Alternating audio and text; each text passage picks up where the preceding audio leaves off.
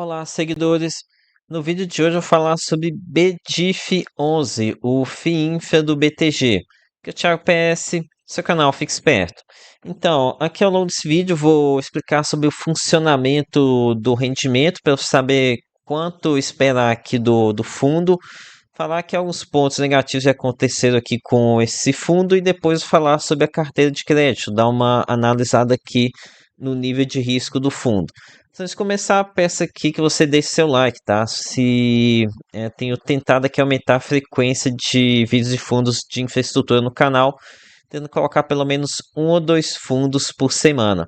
Então, daí aquela força com like para eu colocar mais vídeos de FIINFRA aqui, né? Então, o primeiro ponto, eu acho que muito importante aqui para explicar para vocês é o funcionamento da distribuição do rendimento. Esse aqui é um ponto que eu acredito que todo gestor de FINFA deveria colocar no relatório, porque cada um tem uma forma, né? Tem os fundos da Sparta e alguns outros que tem uma linha d'água, marca d'água, né? Que o que está acima desse valor é distribuível. Tem outros que distribuem de forma aleatória. E tem alguns que distribuem o carrego, o que é o caso aqui para BDIF 11.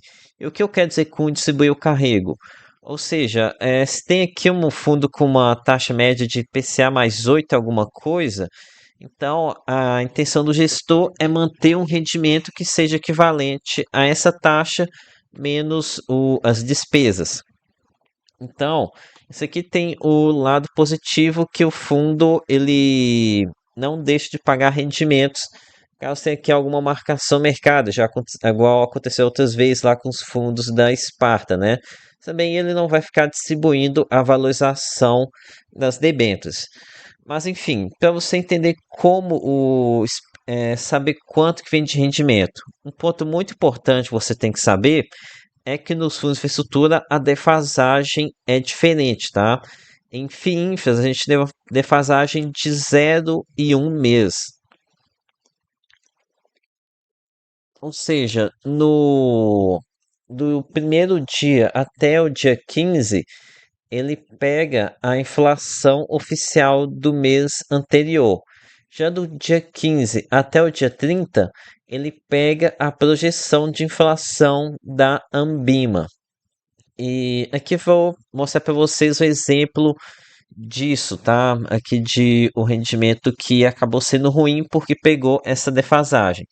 Por exemplo, vejam aqui o rendimento do mês de novembro de 2025 para BDIF11. Pagou apenas 60 centavos. Tenho certeza que muita gente deve ter ficado satisfeita com esse rendimento, deve ter vendido aqui a qualquer valor, deve ter pensado aqui que o fundo faliu, que não sei o porquê, porque vejam só, o último rendimento tinha sido 90 centavos em outubro, né? Em novembro caiu bastante, que é uma queda de 33%. Mas por que esse rendimento foi baixo? Primeiro, pela baixa quantidade de úteis do mês de novembro, e segundo, por conta dos meses referentes que ele pegou. Aqui, ó. Lembrando, é 0 e 1 mês, ou seja, 0 o mês atual mais o mês anterior. Então, no caso, pegou o 0,09 de outubro mais o rendimento de novembro, o 0,18. Então, aqui pegou 2 meses ruins, que acabou acarretando aqui numa média muito baixa, né? Aqui outro mês também que a gente teve algo, pegou uma inflação ruim. Aqui no mês de agosto de 2025, acabou pegando aqui a deflação daquele mês de menos 0,11 e por cima apenas 0,26 de julho. Então, essa é a forma de vocês saberem que vem o rendimento, para ter uma noção de quanto que vem o rendimento. Então, por exemplo, para o rendimento do mês de março, que é a data com de abril, vai pegar então a inflação de fevereiro, que foi 0,70, mais a previsão de março foi 0,50. Então, pega aqui o médio dá 0,50, né? 0,70 mais 0,30 dividido por 2 dá 0,50. Então, essa é a forma que vocês calculam para estimar quanto que se vem um rendimento ruim ou bom para a BDIF11. Isso aqui é um ponto fundamental porque a maioria dos investidores não conhecem esse funcionamento e acabam vendendo o fundo quando ele vem aqui com esses rendimentos mais baixos, né? Por ter nem ideia do que está acontecendo. Ok, agora aqui tem que falar um ponto bem delicado sobre BDIF-11, né? As emissões abaixo do valor patrimonial. Então, BDIF-11 tem o histórico de emissão abaixo do VP, tá? Foi uma ou mais emissões aqui que foram feitas abaixo do valor patrimonial. Eu não era influenciador ainda nessa época, então não me recordo quando que foi, nem quão abaixo do VP foram essas emissões, mas tem muito investidor que tem muita, mas muita raiva mesmo do BTG e de BDIF-11 por conta dessas emissões abaixo do valor patrimonial.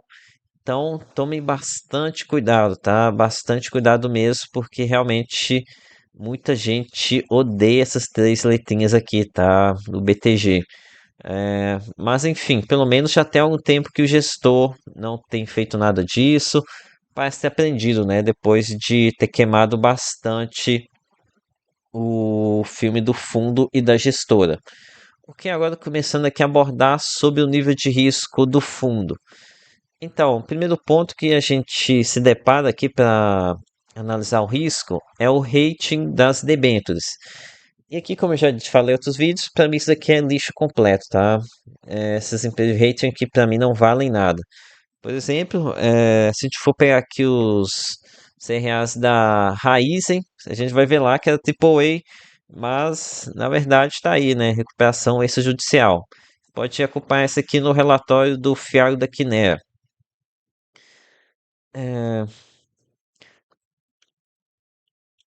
aqui, ó. Abri aqui um relatório aqui de KNCA. Nota aqui, Raizen, risco corporativo AAA pelas três empresas de rating, né? Standard Poor's, a Fitch e a Moody's, todos eles classificando como AAA. Daí, poucos meses depois, está a empresa aí entrando em recuperação judicial toda enrolada. Então, rating pode esquecer, tá? Não, não vale de nada. Você vai ter que utilizar outros meios para avaliar o nível de risco dos fundos de infraestrutura. Então, um dos modos da gente monitorar esse nível de risco é avaliar os segmentos que o fundo investe. É, então, aqui a gente tem 31% em energia e 25% em saneamento. Dois segmentos que são bem resilientes, né? Então, aqui 56% no PL em bons segmentos, aqui no o filé aqui dos FIINFAs, né? Que também tem 6% iluminação. É, é um segmento bom, tá? Também tem monopólio natural. Outro que tem monopólio natural é o segmento de rodovias. Já o telecomunicação, para mim, é o meu segmento que eu mais odeio. Tá? É um segmento que tem que tomar muito cuidado, porque aqui, ao invés de ter um monopólio natural, aqui a gente tem um ambiente de concorrência muito pesado. Além de ser um segmento que exige que as empresas estejam sempre investindo muito para se manter atualizadas. Diferente, por exemplo, aqui de rodovia, saneamento e energia, onde você faz um baita de um investimento no começo, mas depois é só ficar na colheita lá na geração de caixa, né? Já que telecomunicação não. Tem que estar sempre investindo para não ficar para trás. Ok, prosseguindo agora aqui para estudar aqui a carteira de crédito de BDIF 11.